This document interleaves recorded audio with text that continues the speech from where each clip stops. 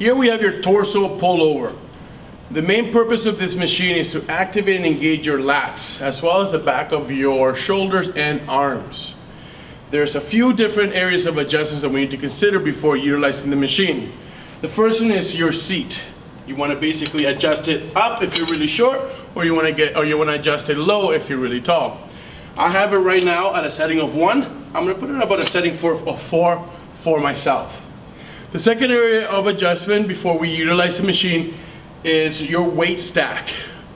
Right now it's at about 90 pounds. I'll keep it on there for demonstration purposes.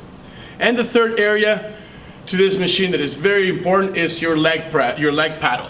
Okay, this piece of equipment is going to help bring the machine into a position for you to actually utilize.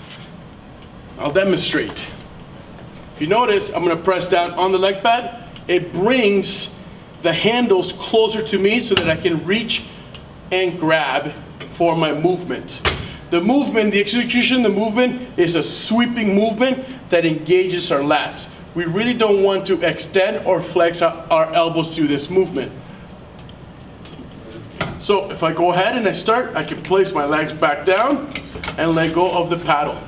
I'm going to breathe in and I'm going to exhale as I bring my arms towards my torso and hands towards my thighs.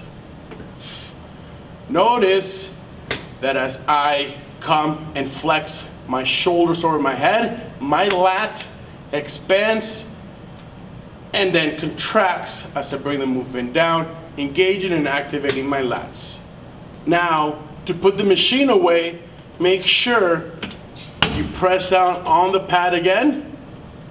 Feel the machine reach back until the machine takes it over.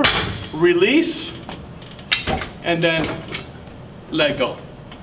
Very, very important to make sure we get this concept down, as we do not want to injure ourselves.